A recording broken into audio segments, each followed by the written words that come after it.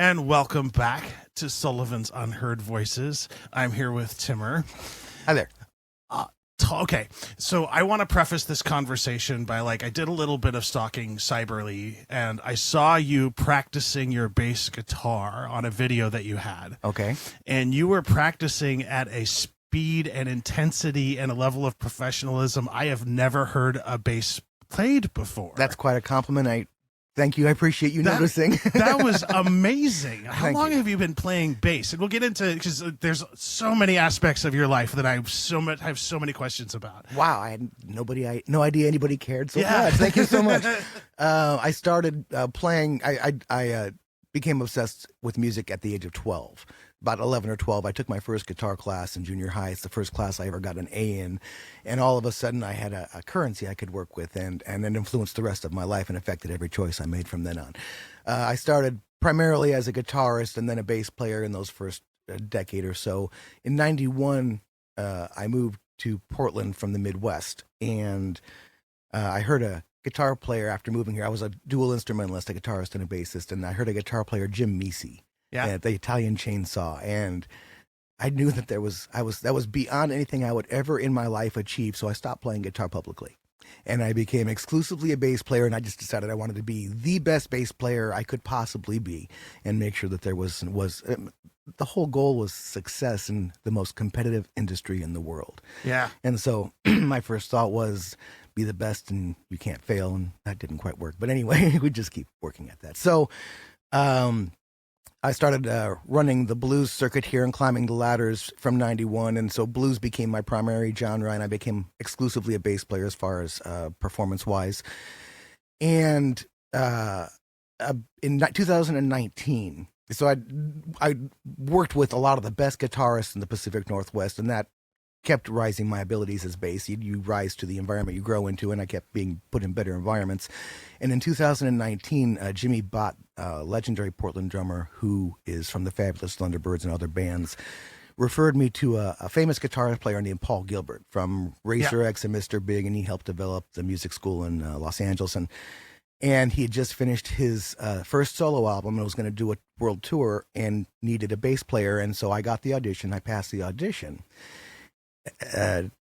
We have time to tell that story. Yeah, we have plenty of time. I got the message from Paul, is this really you? And it is, and I've got this tour. I'd like you to audition. I want you to do 2 songs. And I recognized this was going to be a high potential thing, the highest of my career. Yeah. And I was terrified. Yeah. And but I knew my skills were high. And so I said, yeah, sure, let's schedule it for 2 days from now and send me the tracks. And so I went and had my celebratory lunch with Paul, I think, and came home and listened to the tracks, and they were beyond my abilities. I mean, full on, I couldn't even tell what the part was. Yeah. And I about panicked. And so I spent 16 hours that day learning this 2 songs at 1/4 speed on YouTube. And by the end of the day, I was almost able to do the 2 songs at 1/4 speed on YouTube. On the second day, I spent another 16 hours straight. And halfway through the day, I got them up to half speed. And by the end of the day, I got them up to full speed. And one of them was an off-time signature, which was a major challenge for me. If you don't do those regularly, and blues isn't really steeped in that. Right. So to learn how to find that comfortably took one of the biggest challenges. And so that was my biggest fear. And so the next day was the audition, and it was just me and Paul toe to toe on 2 tiny little amps, no drummer, no metronome, or nothing. Talk about pressure. It was intense. And, but I went in there and I just got into the moment and did my thing, and it worked. And I got the tour, and I grew into the part comfortably over the tour, and the byproduct was it allowed me to grow beyond anything I had been able to do before, beyond anything I ever thought I would be able to do, just by being in an environment. The good musicians absorb who they're with, and so being able to spend an environment of somebody so much more above me really allowed me to climb quite a few levels, and so that's how I got to that point. And so you're on this tour, and so you're on this tour now, and you're touring the country, Yeah. playing bass. Yes. what is it like being on tour? Like, how much of a demand? Because like everybody talks a little bit about the reality of being in a band. Yeah. Right. Yeah. Everybody is under this impression that a band is like you get together and you jam out and then you have one. No, there's a lot of work involved. At that high level, there's a lot of liability involved. I mean, when you climb onto a bus, you're looking at $1,500 a day expenses right out of the gate, not to mention lodging and anything else involved. So there's an incredible accountability when you're on tour. You don't get hired if you're a liability in any kind of way. They guard themselves that way. So that's an important thing to know. And we are talking about, in this case, Paul Gilbert's a solo artist hiring sidemen. Certainly other bands are bands that have been together a long time and go on tour, and they have their own things. In this context, you have a guy who's investing in himself, and he hires the people that are going to qualify. Bands that have been together a long time have to deal with their own internal problems. Gotcha. That's and when you're on tour, sometimes those reveal themselves and bands break up. Yeah. But anyway, so where we were, that's how I got there. That was the life on it. I love it. Number one, you don't spend any money hardly. Okay. You're just constantly earning money daily. You have a babysitter for all intents and purposes. I wouldn't go on an out of country tour without a tour manager. There's too many variables there to not have somebody I trust, because it can be life and death. It can be, again, liabilities are high. So when you're on a good tour like that, a bus tour, you have a tour manager who's making sure your needs are being met, and he's just constantly supervising the process. You go to bed in the bus Monday or 5 days a week. You wake up outside of the venue. Yeah. Usually. You do your morning stuff. You go out to eat. You do your stuff. Sometimes the venues have a shower. Sometimes they don't. You hang out in the green room. Usually there's something provided for the band there. Then you do your sound check in the afternoon. You go to dinner. You come back and prepare for the show. You do your show and you go to bed. It's on you to make sure you're healthy and mentally able to do that repeatedly every night. Okay. And so that's something you have to be aware of. You have to maintain your health. You have to maintain, for me, you have to maintain your diet. And Asher Falero pointed out when we first hit the road, he was Paul's keyboard player for that run. And it's like he appreciates people that aren't a liability because they're taking care of their body while they're out there doing this job. And there's the number one thing. It's a job. Yeah. You have to treat it like that, and anything else will get you unemployed. And the goal, first and foremost, is employability. And so, like, how do you practice when you're on tour like that? Or is there space to? It's not required. You're playing. Okay. Matter of fact, the practice. Paul Gilbert is a brilliant writer. He just an amazing composer and musician beyond most humans. And he just lives and soaks and thinks music. So his material is remarkable and unique and fun to play. And it's almost like, for a bass player, it's almost like soloing most of the night, which is something we do maybe 1/4 of our lifetime, just a tiny percent. So that was a great experience on that. The rehearsal process for the tour, we used Bill Ray out of Seattle, formerly from Ike Turner's band, and just a monster player, and then Asher. And we had, if I remember correctly, it was 3 rehearsals, and they were in Paul's home studio, which is in Portland, and they were cardboard box for drummer.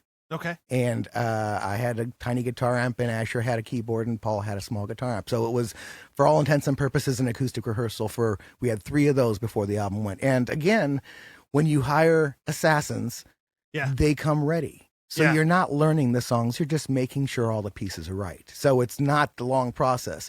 And again, you'd think, well, you can have, and I've heard Smashing Pumpkins, they'll tour 8 hours a day, 40 hours a week for 2 weeks before they hit the road, which is indicative of a different process. And I can't say whether it's better or worse. I just know how Paul's worked. And so our first show was in Colorado, and that's the first time on that stage that we'd heard ourselves at full volume in that context. Oh, wow. At 250 beats per minute. So that was quite an experience. 250 beats just a minute. Paul's a lightning machine. I got to pause for a second and let that sink in for a second. That's amazing. That's what he's just known for. He's just articulates at 1,000,000 miles an hour. Yeah. That's awesome. And so when you're talking about that first edition, and you're talking about that the ability you're at a quarter speed, Yeah. and that's because of the 250 beats. It's because it's, number one, it's so complex, so specific, and so not pentatonic or major or minor, but other. And so there's so many nuances to capture, and that's why the original bass player, the album was called Behold Electric Guitar. The original bass player, I'm not going to get his name pronounced right, it's Roland Garand. I apologize. He's out of New Orleans, part of a clan out of there that's just a monster jazz guy with his own show. And so he set the bar that I had to live up to. Yeah. And you grow to the environment that you are put in. That is so awesome. It was a life-changing blessing. It was also a perspective changer on how one of the benefits I've had in my career as a sideman is I've played with probably literally hundreds of over 100 bands, and probably 15 to 20 a year regularly. And so I've seen the inner workings of all these bands as a machinery. And I've been able to see which bands are succeeding on what fronts and why, and which bands and where they're failing on what fronts and why. So it's given me some interesting perspective that I've just found valuable to accumulate. So then that's the perfect time to segue into the producing aspect of your role. Okay. Because when we talked and you told me about how you created Lightning in a Bottle and the inspiration behind it, I was so amazed at what you have going on, because like there are very limited opportunities for bands to have an outlet like Lightning in a Bottle. How did you come up with the idea or the concept? So 2019 changed my life. Yeah. Changed my perspective. And then 2020 happened. Yeah. And everything stopped. And I was playing a gig the night before lockdown. Excuse me. Yeah, no worries. And I saw it on TV. And I thought, I'm unemployed for a long time. Yeah. So fortunately, we all survived that, and we came out the other side. But it gave me a realization that I'm going to have to find something else to bulletproof this a little bit. And so one of the goals was primarily built around our engineer today, Timothy James, also known as TJ Wong. TJ is one of my most favorite musicians of all time. And I think he's one of the highest potential musicians I've ever met for career. Just in every component. He's the full package. And being his bass player, certainly that I want to see him succeed. And so I started a record label right after lockdown called RSA Records, or Rockstar Academy Records. And I did that to help Timothy speak in a third voice, because his humility keeps him from speaking boastfully about himself. And so this gave us the ability... I can relate to that in so many ways. This gave us the ability to market him in the way that he was worthy of, but he wasn't comfortable doing himself. And I was hoping that there would provide a credibility in having him on a label regardless. There's a picture you paint with that. The reality is irrelevant. Well, a record label is just a website and a business license. It's not a building, it's not a staff, but you paint a picture you want the people to see. Yeah. And that gives you a foothold with the other people that you're competing against, which is when you have the product, if you can get your foothold, you win. I think. I'll let you know if I find out. Yeah. So that was how Rockstar Academy Record, and we also, in that process, so that was designed to find and just help young isn't relevant, but rock artists. Original was the priority. Releasing recordings was the secondary priority. And ones that met the musical quality, met the drive quality that wanted people to hear their music, met the smart quality, and that I want to market this. I care so much that I want to do whatever I have to do, and had the right heart of wanting to be part of a team, wanting to be in a mentor role or in under that either case, but just looking for a community to participate in. And that's where Andrew Matthews came in. He was 17 when we got him, is that right? And wow, he was already on fire, and we've just seen him develop. He released his first album with us, which is a rock album, and it's just he was probably our third release, I think. He self-produced it entirely at 19. Wow. And the album is awesome. He wrote all the songs. They're awesome. So Rockstar Academy was started to house TJ and to help Andrew. And it didn't take long for me to realize I don't know how to market rock. Right. While I have this Paul Gilbert credibility, it just did not translate into anything I could utilize. So I did have currency in blues. I'd toured nationally with, I'd played with Ry Cooder. I toured with Terry Evans, who was one of Ry Cooder's primary singers.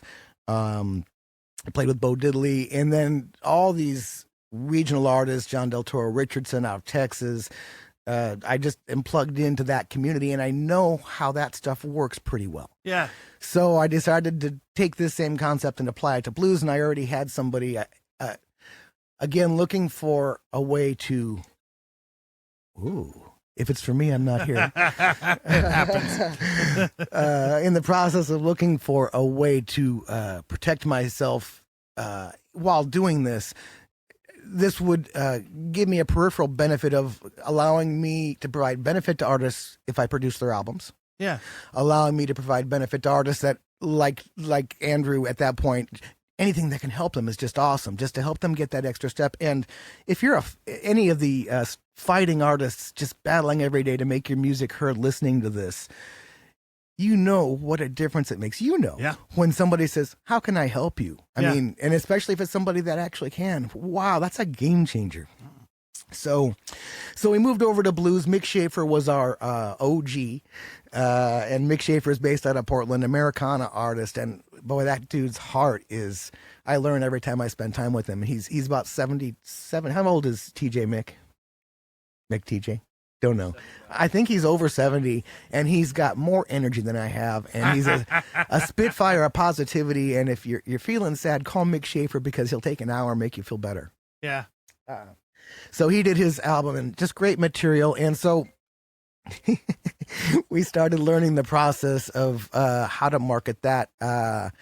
He put together a budget for it. So we use a promoter, a radio marketer named Frank Roszak. He's pretty popular in the blues community, and he is a game changer. He gets your album on the dance floor to get it to the plays, and that's where you get your charting. And your charting gives you credibility, and if you can then turn that into routes, you've got a process. So he gave us that charting ability. We learned how to do that.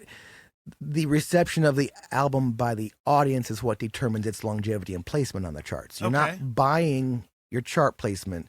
You're just buying a seat to the dance floor.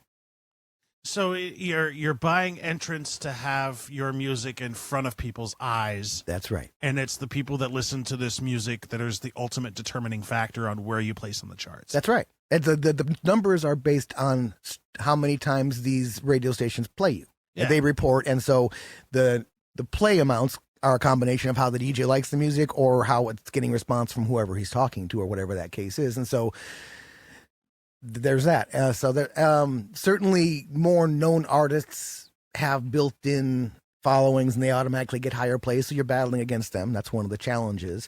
But we've succeeded. We've found out how to do that part of the game, and we found out the cost of it. And because we're doing quantity, we have an amazing relationship with Frank. I can't say enough about Frank and what a game changer he is.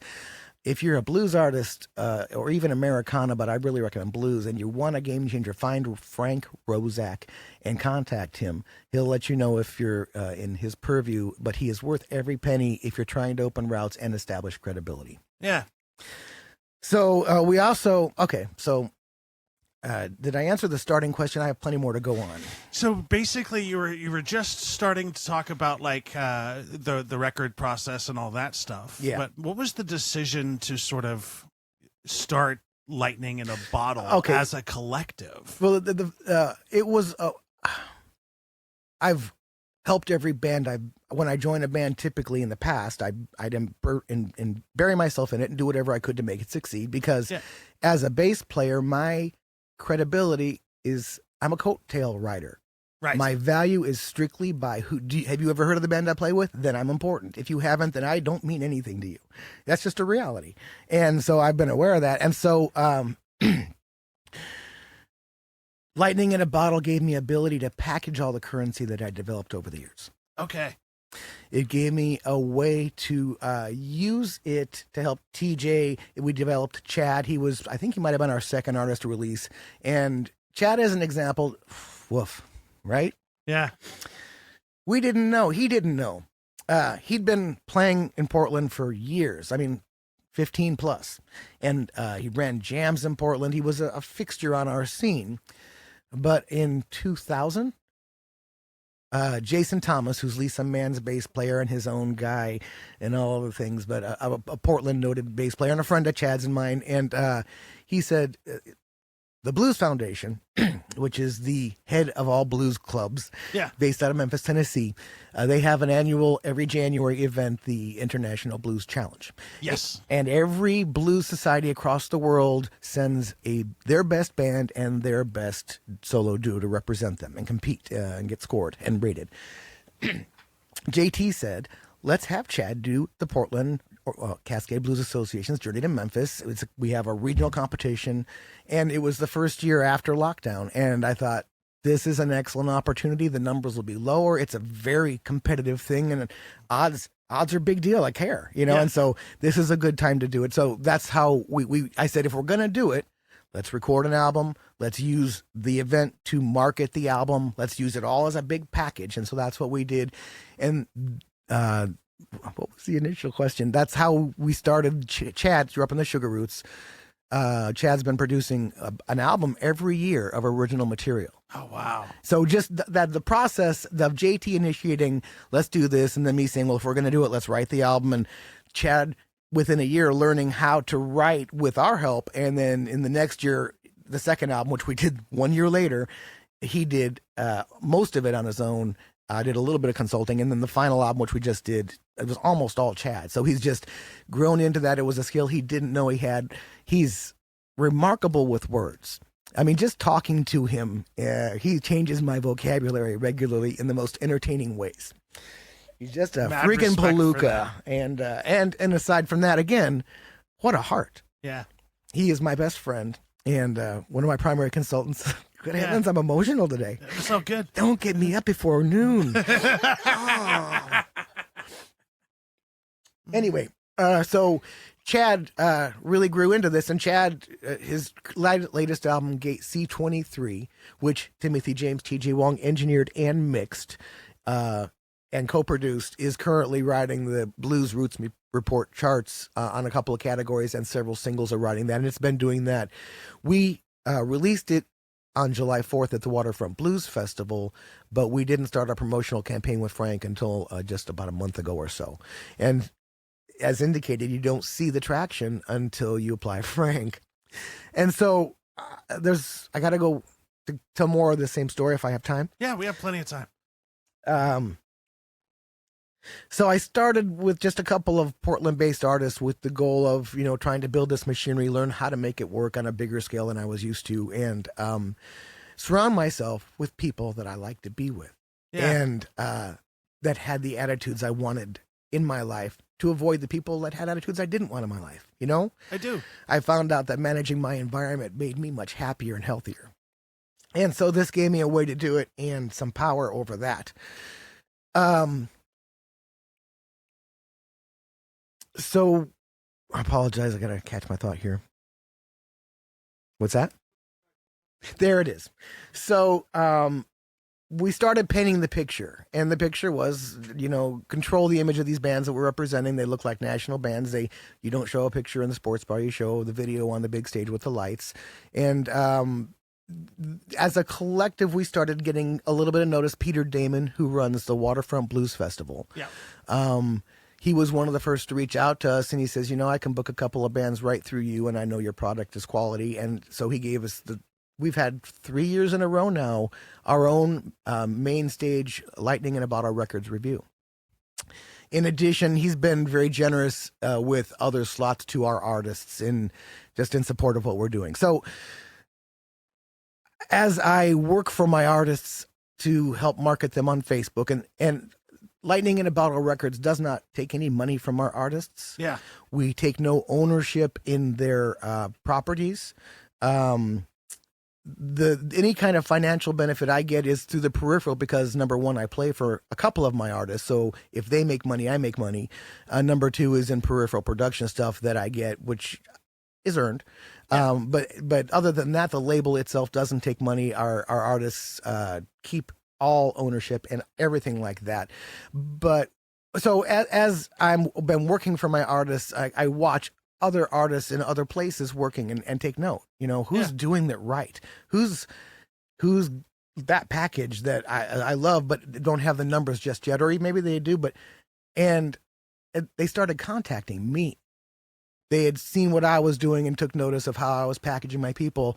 And one of the first ones, which again was another game changer, is Gemini Dragon out of New Orleans. Did I say it right? I got it. Okay. I think I get in trouble when I get that one wrong. That's a tricky one. It is. Well, just for me from here. But Gemini Dragon, and Gemini is the lead singer, vocalist, and amazing talent and soul. And she's run by her significant other, Christian Simeon.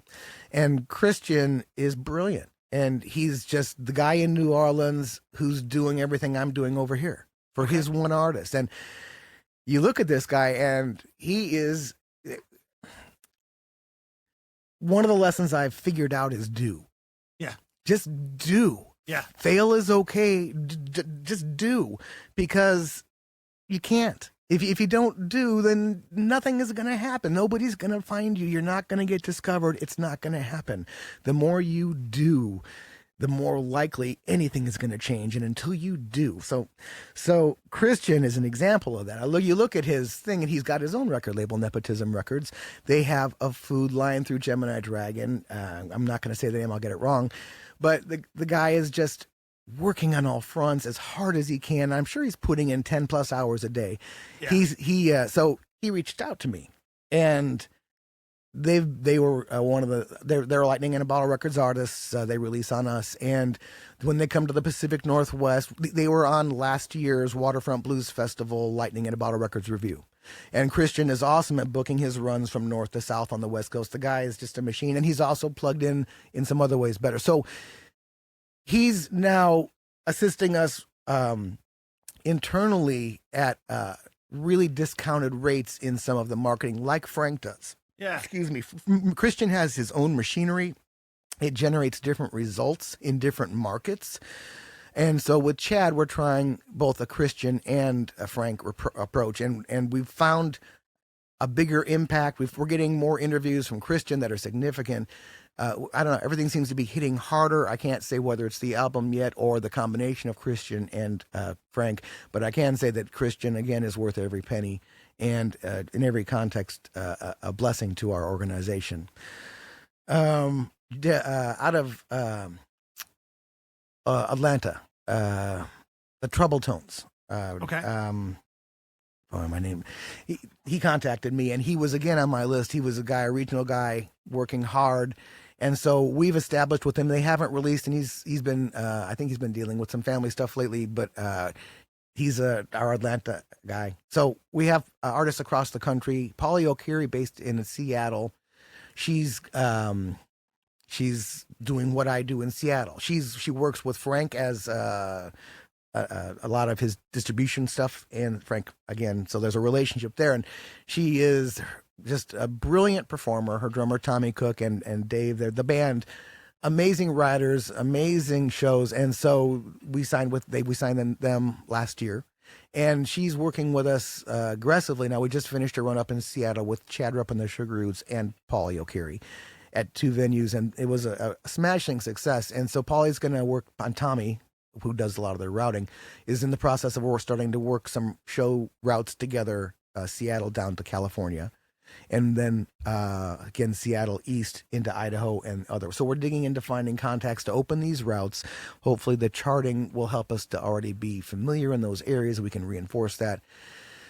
And I am currently the vice president of the Cascade Blues Association. Oh, nice. Coming now, I'll be running for the president. I'll probably run unopposed just because there's not a lot of people willing to put themselves through that. Ray Gordon is the current president, and she'll be running for my position, vice president. We're going to just intend to swap roles and responsibilities, and I don't know that I can do what she does. She's again a brilliant Portland blues artist. If you don't know her, she's just amazing and a showstopper and a Portland household name in blues. And what a heart and community. She is not yet a Lightning in a Bottle Records artist, but we are dancing around that as closely as we can, and I'm going to keep pushing on that. She has some albums coming out, and I'd like to be a part of those because I think she's an incredible addition to our community. So she'll be taking over the vice president role, hopefully, and I'll be taking the president role. And so I'm also finding a value in blues society connections for establishing these routes because blues societies are plugged into their communities.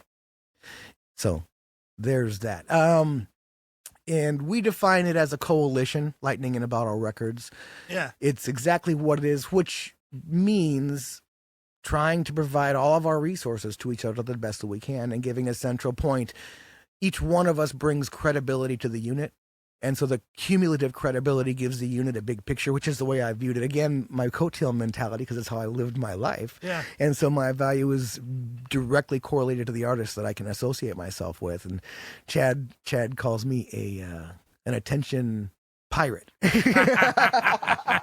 I love it. Somebody did. I love it. Somebody walks and says, "That's Timur. He's an attention whore." And Chad says, "No, he's an attention pirate." I love it. But so I just learned that.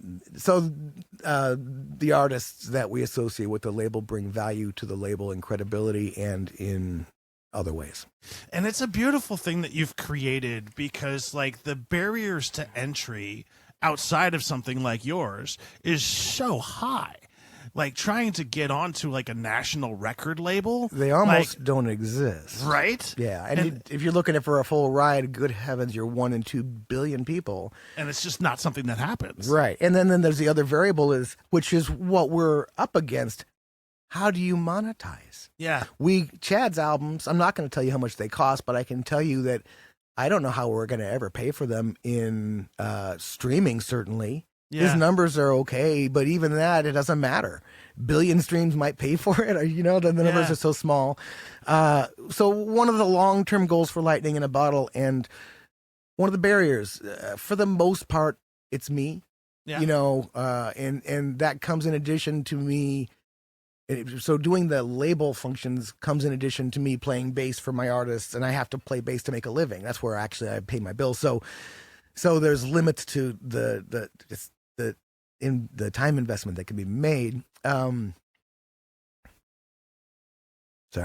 got to back up again. You're good. Where was I starting with that one? You were talking about the barriers. Before the barriers. Oh, the national versus the local. Yeah. Oh, there it is. Thank you very much. Nobody buys physical product anymore. You can't. Right. To sell CDs, the numbers it doesn't happen. Now, so the challenge is, how do we monetize? We find that tours can, if you get the numbers right, you have to build the route, you have to get and you're still spending money to do it. The goal is to come out on the positive side. It's an investment, and none of us have ultimately figured out how to make this work really, really well. Yeah. We're all working hard at it, and it's not uncommon for us to be subsidized some way. One of the goals for Lightning in a Bottle, and that's where I started on that rampage sideways. One of the goals that I haven't been able to get into play yet, and I need help with, but I need to get done, is a publishing company that will. So I recognize there is going to be a value in a large body of original, pedigreed, professionally produced, recorded music. Oh, 100%. There's a gap for that right now. And there's no way it couldn't have a value. Yeah. In any context. I view this as the publishing company as being my retirement, because if one of the things I hope for, and it's not a requirement, tell me to come back to this, but I want to address this thing. Yeah. Not all of the Lightning in a Bottle Records artists are on the same path. We don't have an exclusive path for them. That's not why they're with us. I want to provide whatever path. I want to facilitate whatever path they want to be on. Yeah. I want to meet them where they want to be. That's why my goal is to help them do what they want to do, depending on what that is, and help them choose what the right thing to do is. And an example, Jesse Sampson's one of our artists. He was part of the Terry Evans Rycooter thing, and one of my early mentors. And he's a Lightning in a Bottle record artist, and his goal isn't to build a touring route or even a band. he's releasing Christmas songs and releasing them through the label and just making them available to the public. He's just sharing his music, and that's what's important to him. Yeah. And so, again, the heart's right. The attitude of mentorship is right. And so he fits. And so however I can help him in that process is a blessing to me, and he is a blessing to my people. So there's that. Now, where did I leave off? You were coming. The publishing company? Yep. It would not. It won't be a requirement that artists that are on the label be part of the publishing company. But the goal is to make that. It'll be designed to provide mailbox money for them and me at an even ratio with them not having to do anything. Okay. So again, everyone wins. Yeah. And mailbox money is something nobody can complain about. Explain mailbox money. You get a song licensed for a commercial or placement like that, then you just a recording that they're licensing. Okay. And so the publishing company's job is to go and proactively seek those placements.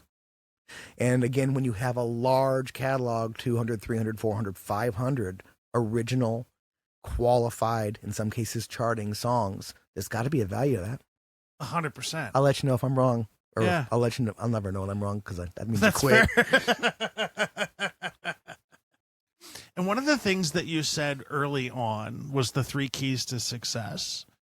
And the 3 keys to the success tonight that I really wanted to sort of talk about is that drive piece. Okay. How can you tell, like when you see a band and you're seeing them perform, what are some of the things you're looking for in terms of drive that sort of sets them apart from others? And the drive is when looking, well, it's a package. Yeah. Number one, we just signed Bennett Mateo. And Gino Mateo is a very well-known blues guitarist. They're not blues, they're Americana. Okay. I signed Gino because he's a good investment. Not financially, and none of it is. Right. Paula tells me I keep finding innovative new ways to lose money at music.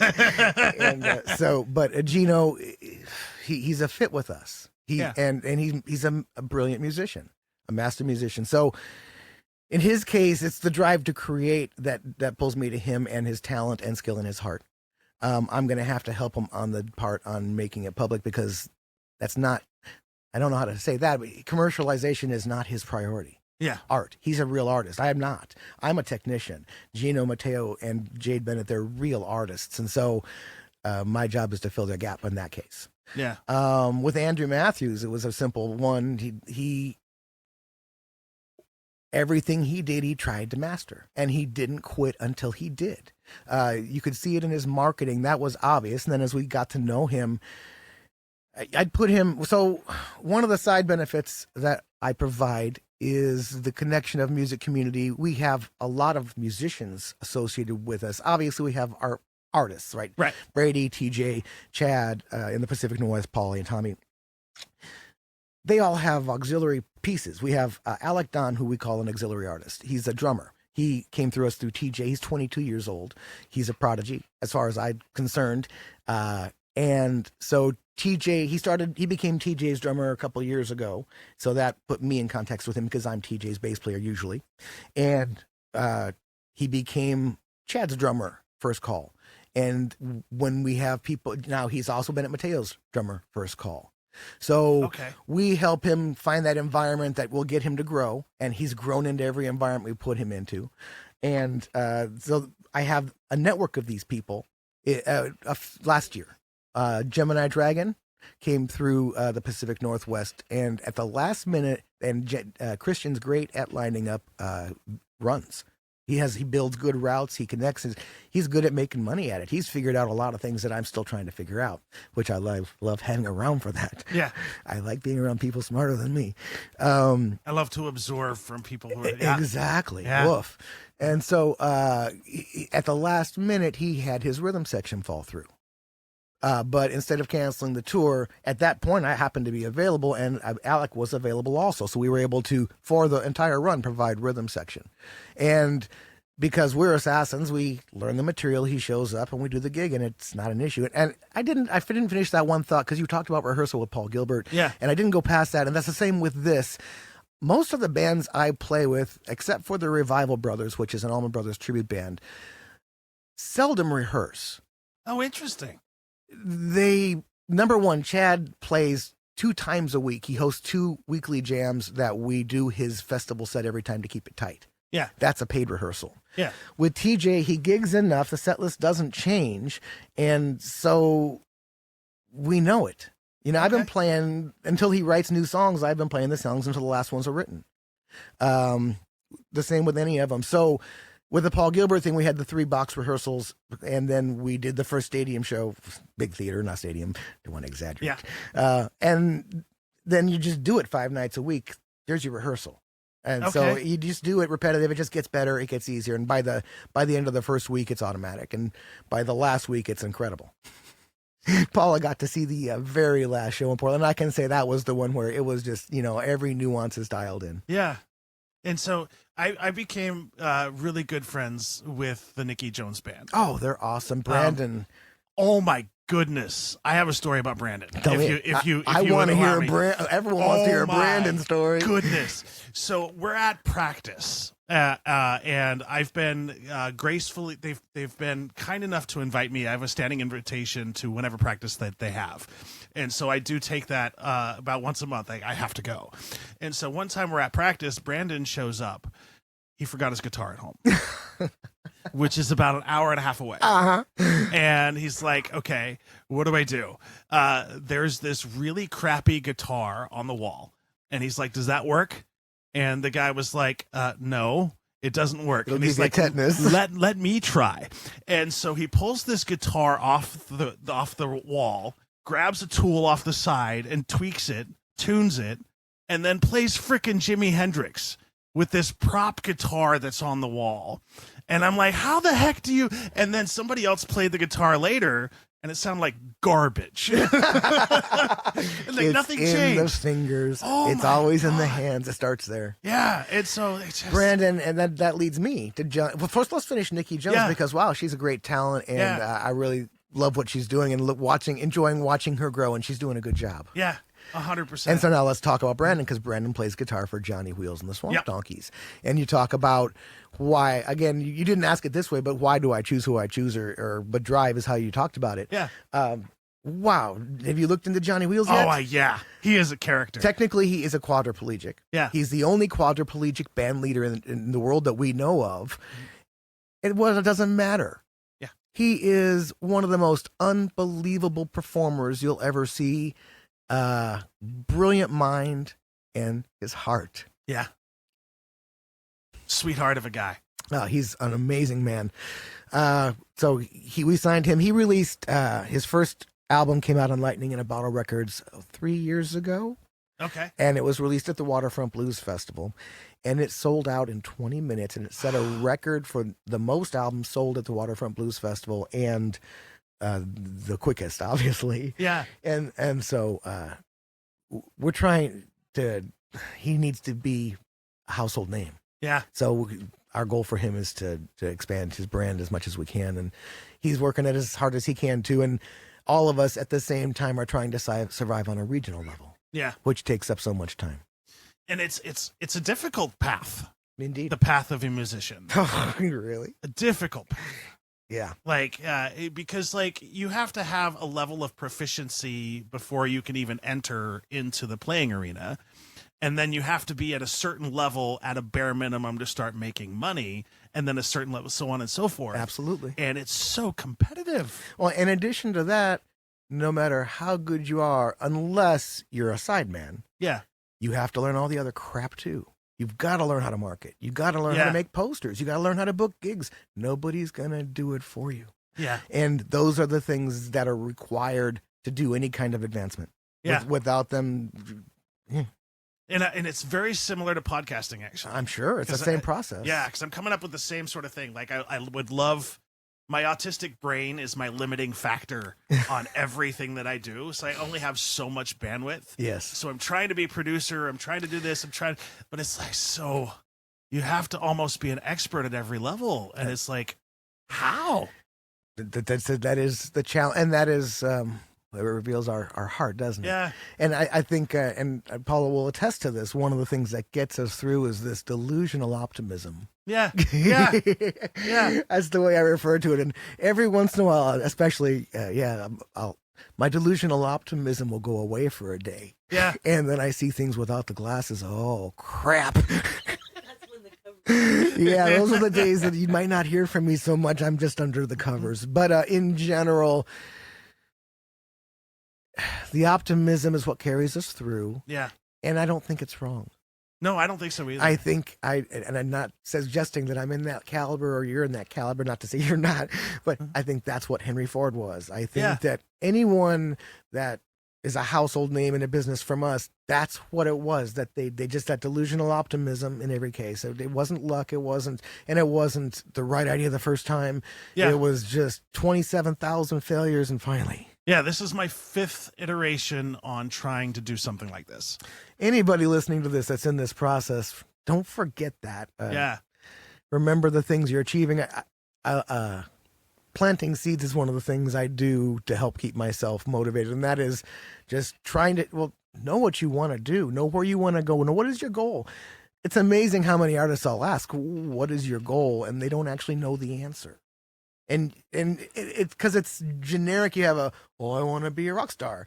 Well, how do you get to do that? What does that mean? What is your real goal? My real goal is to chart. My real goal is to monetize. Define your real goals, and then you know what you're really trying to do. Yeah. You can't even begin that process until you know where you're trying to get to. Otherwise, you're just wandering, thinking you're going in the right direction. So you can get a lot more laser beam progress once you know exactly what you're trying to do. And I appreciate that so much because, like, that's one of the gaps that I have, right, is my goal planning ability. Mm-hmm. And, like, where does this go and where do I sort of transition and sort of what do I sort of There's no rule book. on? It's hard. No, and you're only, it's a struggle.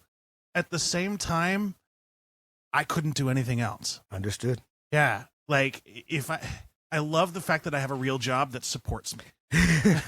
Like, I have that ability, right? But certainly the ability to, if you could immerse into this, and this was your thing. Oh, I would quit. Of course. Of Quit course. my day job in a second. And you would have the time to grow so much more. Yeah. I understand the challenges. One of the things I do, I look for people that are doing it better than me and try and steal as much as I can. Yeah, I know that one. Yeah. Look for the models and all that. That again, also for the bands that I'm a musical director on, or at least they listen to me that I play with. There are example bands playing festival shows that I want them modeled after my people.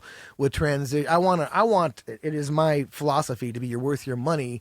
And I'm going to say there are exceptions because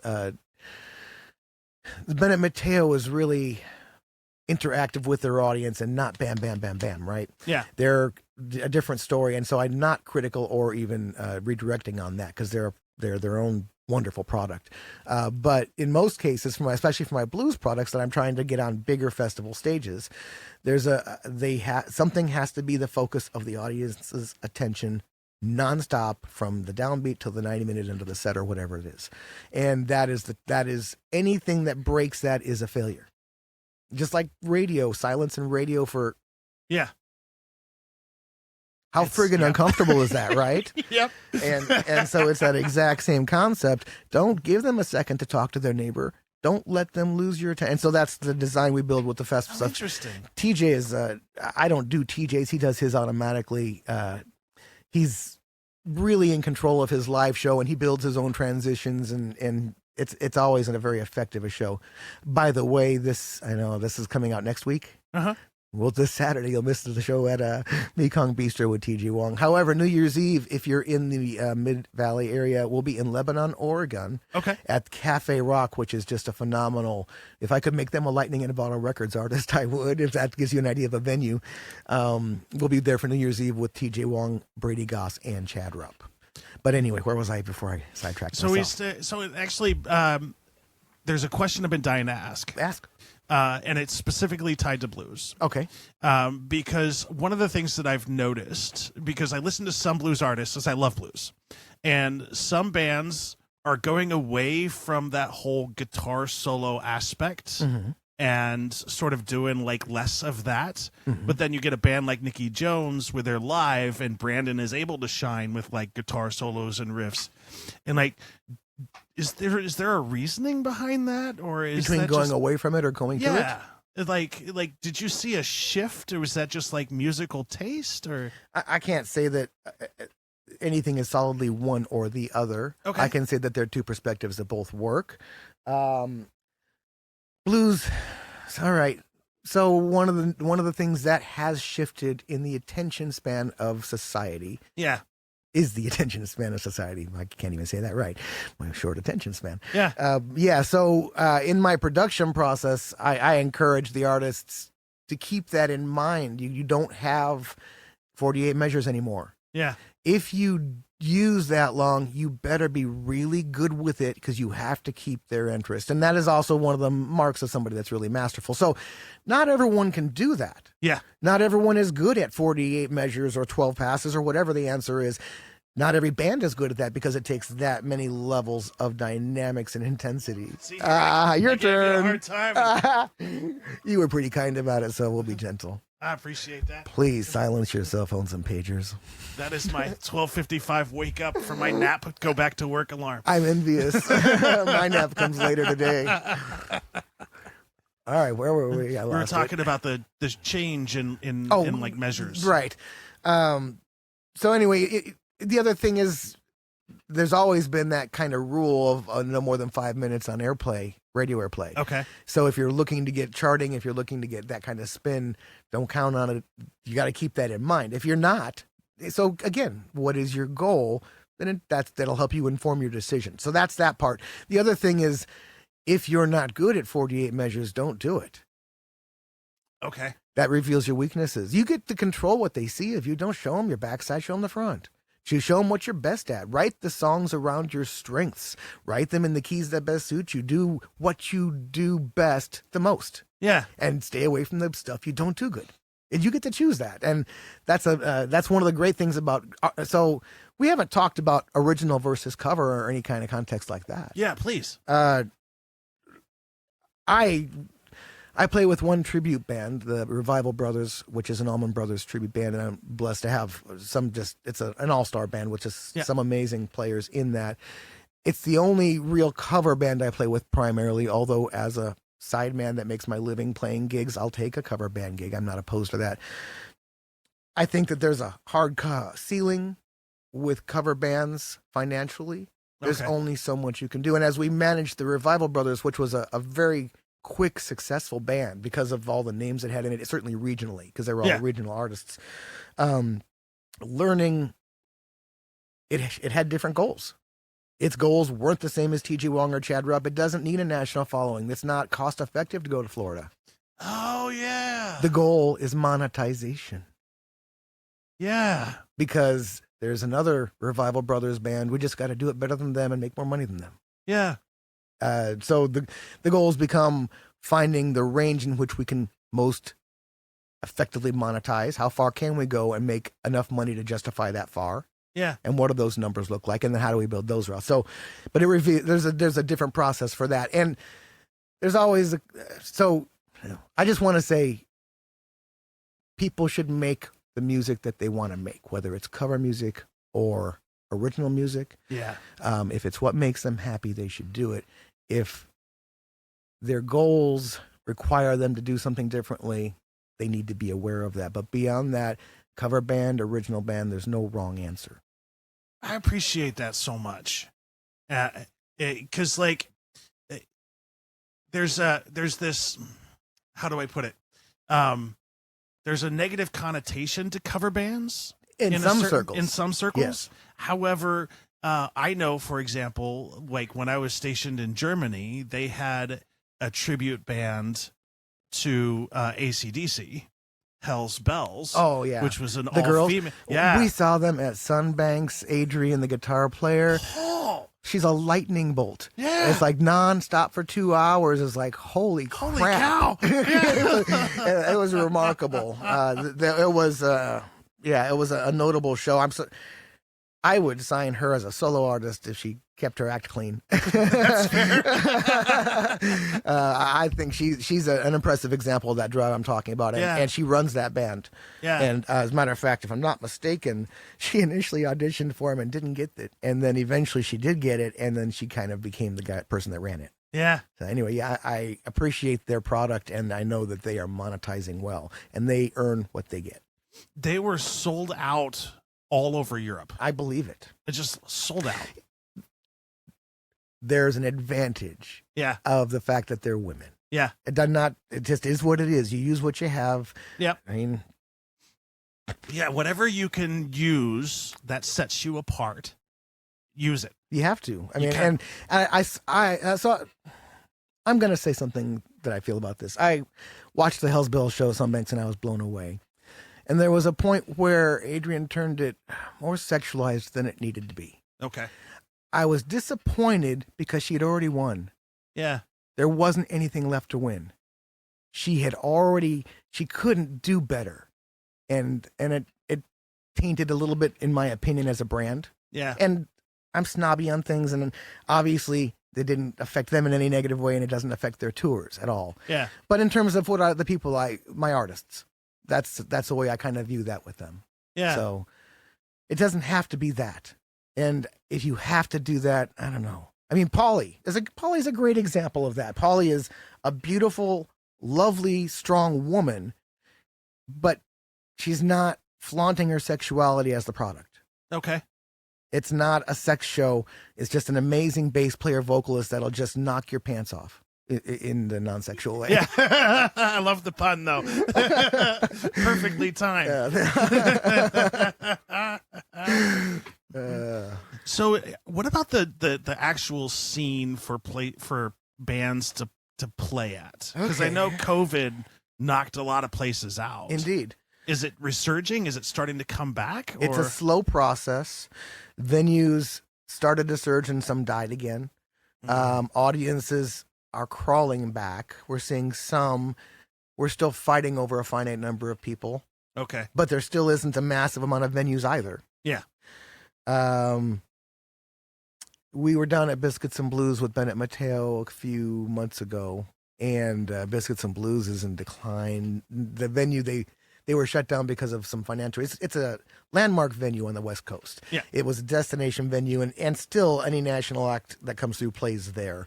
And it's just the venue to play if you're in the California area. And they got shut down for several years, 2 years, 3 years, because of some structural issues and a lawsuit. They've been open for about 4 or 5 months, but they've just not been able to regain their footing yet. And what used to be, a line around the corner isn't there right now. So they're battling that, but they're nose down. He's doing Yeah. nose down. Steve, he just nose down, push forward, and grind away.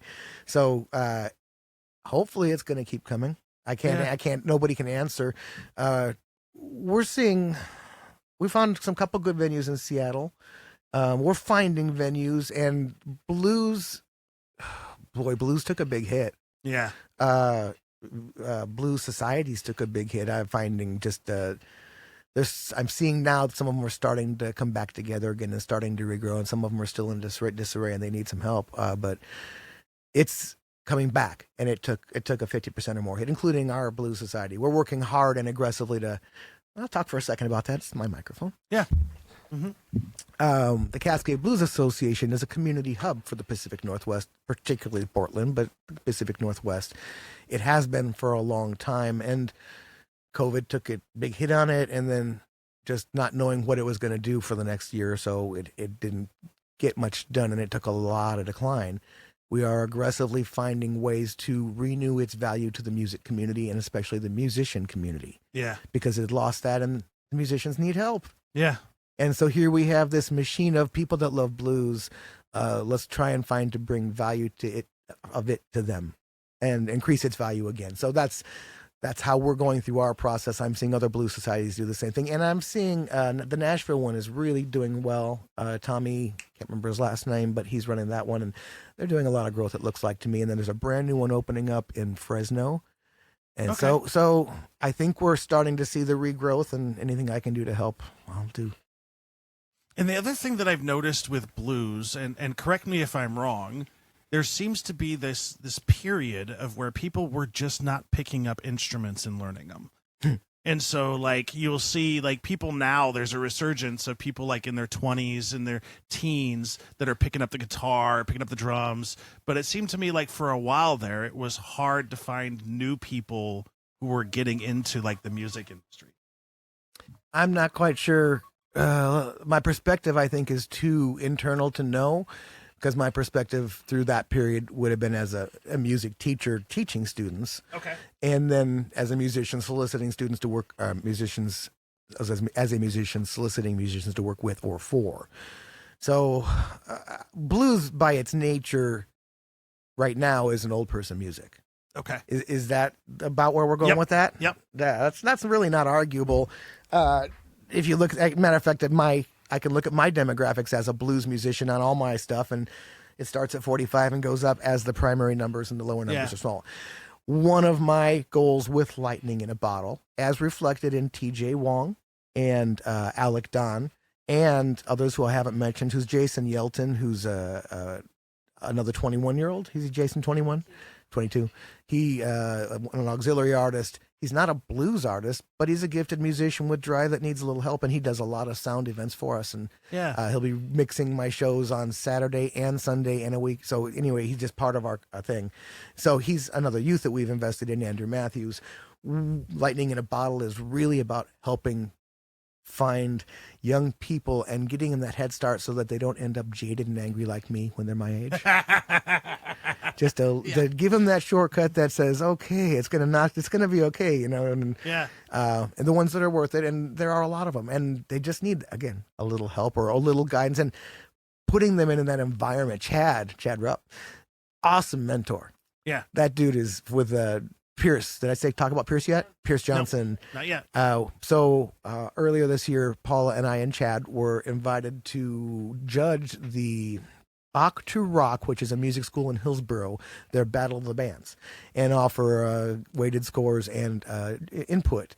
And at the event, we performed with Chad Rupp and the Sugar Roots to set the bar, and then we had Jimmy Budd on drums, which that's a real high bar for anyone. Yeah. And then we judged the event, and we told them, anyone interested in just any kind of free consultation on advancing your career, if you're wishing to pursue, let us know. We're happy to talk. And this kid, Pierce Johnson, their band won, and he was like all over me in 10 minutes. And he's like, in 10 minutes, he's texting me. It's like, this kid's driven. This kid is motivated. And there it is. It's like, I will help you any way I can. So, and Chad's been a big mentor to him. Chad's really helped him in his guitar and his just everything. So youth, we have to, in blues, we're going to have to bring the young people in. I can say this. The music that isn't blues, one of the benefits of blues is it's formatted. Yeah. I mean, if we're talking generic blues, it's typically 3 chords, 12 bars. There are variables. Obviously, it's more than that. But if you know that, you can play blues. Yeah. Might not be great blues, but it'll be fun for you. Yeah. Yeah. So the value of that in people learning an instrument is it gets them to play in an ensemble quickly. Instruments are more fun in an ensemble. It's different than learning 20 rock songs. You know 3 blues songs and they're all the same, but they're just variables like a key change or a tempo change or things like that. There's enough formatting. The learning process isn't hard. But if you get a rock song set list to go jam with your band, that's a lot of work. At the Bach to Rock School, we see the kids, they learning 5 songs, classic rock tunes and things like that. Yeah. In the blues, Chad Rupp, one of the things he's done in Portland for a long time is he's built several blues jams. We have Mondays at the White Eagle with special guests each week, which are amazing. Like another lightning in a bottle relationship. When we have national acts coming through from anywhere in the country, especially if they're artists, but even if they're not, and they're passing through, we have this Monday at the White Eagle, 6 to 9, and the first hour is Chad Rupp with a special guest, varying every week depending on who we schedule. And when they're coming through, it helps them get a night of work. It helps us expose them to an audience, and we've built on a Monday night, we built a typical audience of 40 or so people there. Yeah. And then the second 2 hours are the last 2 hours are a jam, open jam, guided jam. So with the blues, you get this, you can go to a jam and play. Yeah. And you have to be at a certain level, but it isn't that high. and you can go there and play and get better if you're growing. And so it's an environment that's encouraging that other musics aren't. Yeah. So young musicians can actually start participating in making music and performance very quickly in blues context. And I found that when they see that, they embrace it. And we've seen that with TJ, and blues isn't his first love, and he doesn't actually. Have you ever written a 12-bar? Yeah, he has. But actually, anyway, that's another story. But so there's a value to that. One of the things that is big on the Cascade Blues Association's agenda for 2025 is the Blues in the Schools program. Yeah. Which we're just now rebuilding. It had been run in the past by some of our previous great leaders, Norman Sylvester, and down in Salem, Ellen White. And so because of COVID, everything wiped out. And so we're starting over with that. But that will put in several different contexts in public schools, blues presentations, either in form of history of the blues, or in the form of a presentation performance of the blues, or in the terms of music education as it relates to the blues. That's beautiful because that's something that's missing from schools. Agreed. It got cut out with budgets and agreed. And the value of it's invaluable. Yeah. That's amazing. Agreed. Well, we'll see. We're working on it. You're absolutely right. We'll see. Yeah. It's not fully in place yet, but Mercedes, I can't remember her last name at the moment, but she's in the process of building this whole machine. Yeah. And we have people in the CBA seeking grants for it, and we've already found some as far as I know. So it's a almost done process. That's awesome. And then the other question that I have in terms of creating an album. Okay. Because one of the conversations that I've seen, it is is there a formula to creating an album? Do you mean to the recording process? Yes. Or do you so one of the things that I witnessed the other night was talking about within the Nicky Jones band was talking about how to change key progressions through the performance, and if one song is in one key, then making sure the next song is not in the exact same key. Okay. So in most cases, there's more than one right answer. Okay. I think that's an important perspective to never lose, because losing that causes you to stop progress frequently. Okay. So in my opinion on that, in most cases, the more significant deviation from song to song to create contrast isn't in key, but in feel and progression. Okay. And dynamic or energy. In terms of creating a set or an album song list, that process is about taking the listener on a journey, and that's has a cadence to it in itself if you do it right. Yeah. And there's certain placements on the album. The same with a set list. The first song and the last song are the two most important songs. I'm not going to say that's true on an album, but on a set list, your first song and your last song are the two most important songs. Okay. Timothy, what do you think about that last song thought on the album? Quickly.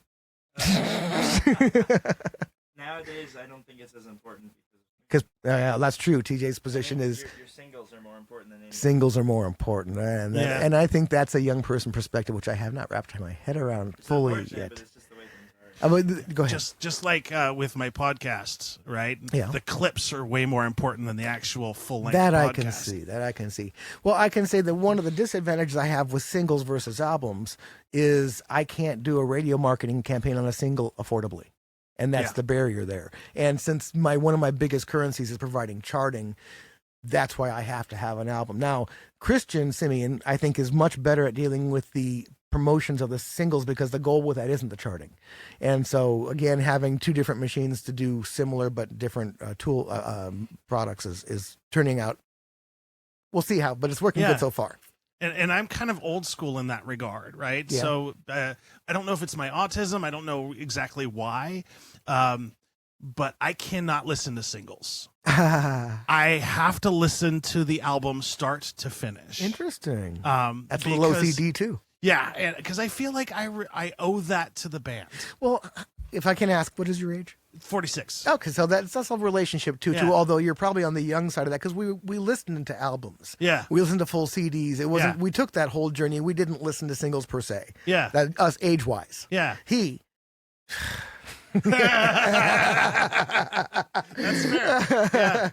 Yeah. And it is what it is. And There you go. So there's Yeah. that concept. On the last song thing, the variable why I might not make my most important song on the last song. And as a matter of fact, on Chad's last song, I put the song that I didn't think would get spun at all because it was 9 minutes, because I'm not sure people are gonna get all the way through the album. I think most of our people will listen to it in album context. Yeah. So I'm not gonna put my peak at the last. I'm gonna put my peak number 1 and probably number 3 and then number 9. Okay. Maybe number 8, but I just want to make sure I give him a really big shot on the arm every so often in case the other ones didn't hold him. And then you want to make sure you have variables in speed? Maybe speed, but the biggest thing is feels. Fortunately, the blues genre can be defined by a lot of different feels. Okay. You know, rumbas, strolls, boogaloos, and each one of those have their own rhythms and attitudes to them. And then there's also, while we think of blues as being a 12-bar chord progression, if you listen to a Chad album, I don't think the last one, it has maybe 2 or 3. But there's a lot of other things. So making sure that there's enough diversity that way. There's also can be diversity in the instrumentation, but again, it's taking them on a journey.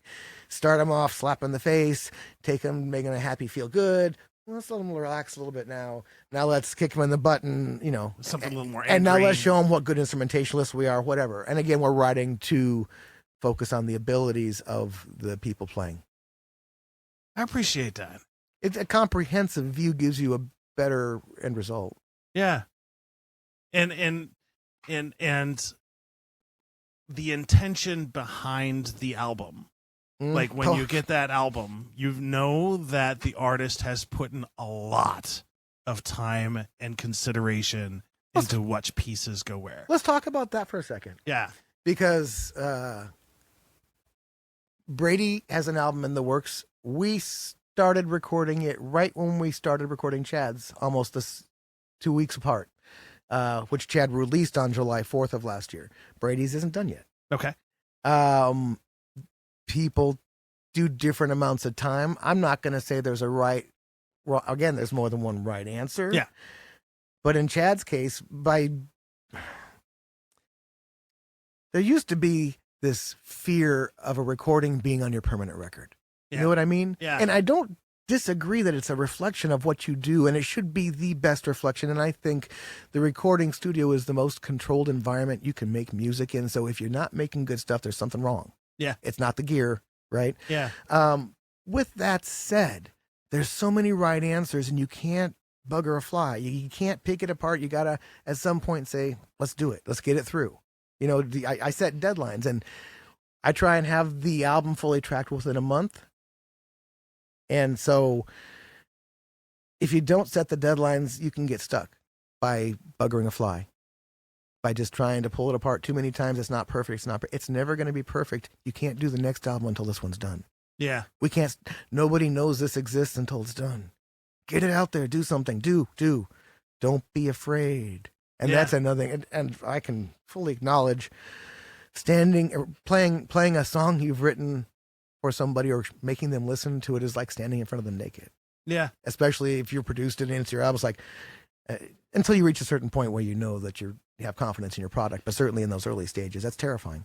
Yeah, in my early stages of this podcast, it was garbage. My early recordings, Paula had to endure them all. She can say, that's not so bad now. Yeah, I got the wrong microphones and the wrong this and the wrong that, and I'm like, okay. Mm-hmm. But you have to make mistakes to learn. Oh, 100%. What a lesson there it is. And that's, don't be afraid of the mistakes, because you have to make mistakes to learn, and you have to do to make mistakes, and it all ties together. Yep. And you'll never do the same mistake twice. Hopefully. Yeah. That's not a mistake anymore. That's a bad habit. Oh. Well, we've been at this for over an hour. Well, it felt like an easy hour to me. Right? Yes. Uh-huh. Let's do this again. Please. Thank you. I appreciate you hearing my voice. Yeah. I've spent most of my time selling them, and the more power I have, the better I can sell them. And to all of you there, get your message out there. There's a vacuum of information if you don't provide it. Tell people who you are. Tell them what you care about. Tell them what your brand is. Identify it to yourself and then identify it to them, and don't leave that vacuum. They don't know what to think of you until you tell them. And put your music out there. Just put it out there. You'll get better. We'll forgive the early stuff as you get better. As a matter of fact, I would imagine people relish the beginning ones not the people that make them. That's fair. TJ, how do you feel about your first recordings? There it is. Yeah, okay. No. When we develop our ear and we can hear nuances better, we hear all of the fatalities we made and we recognize our failures. Do you find it hard to listen to yourself, though? No, I'm my biggest fan. I'm my biggest critic. I hate listening to myself. There was a point that I did, and I heard every flaw, but there was also a point where my playing crossed over to a threshold that I like it. And and it's where every note has a reason and every space has a reason, and I can justify every one of them, and I like to hear that I did it right, or I like to hear when I didn't do it right. And I can also say, again, for anyone in the process, it is an invaluable tool the more you can hear yourself. Yeah. Because in the moment, all the things flying by are not being caught by you. You're catching the most relevant ones, and I'm not saying you're making mistakes or even playing poorly, but you don't realize some of the stuff going on. Listening back reveals a lot more nuances that your brain can't catch in the time, and it's incredibly informative. Do you have a trick to recording yourself for a live show? We don't do a lot of live recordings. So, as a producer, one of the things I know is there are people that do certain things better than me. Yeah. That's why I have engineers like TJ Wong. His ears are better than mine. He can spend all of his time, he does, as a frequent engineer, a career engineer, he knows technology better than I ever will. He knows the application of it. So for things like that, I use people like that. We aren't doing currently a lot of live recording. One of the processes we've been exploring and we've been able to get a rate that makes it doable is doing a live recording at Hallowed Halls, which is a pretty famous recording studio in Portland, with an audience of 50 at a ticketed event to offset the cost of the recording. And so it would be a live capture.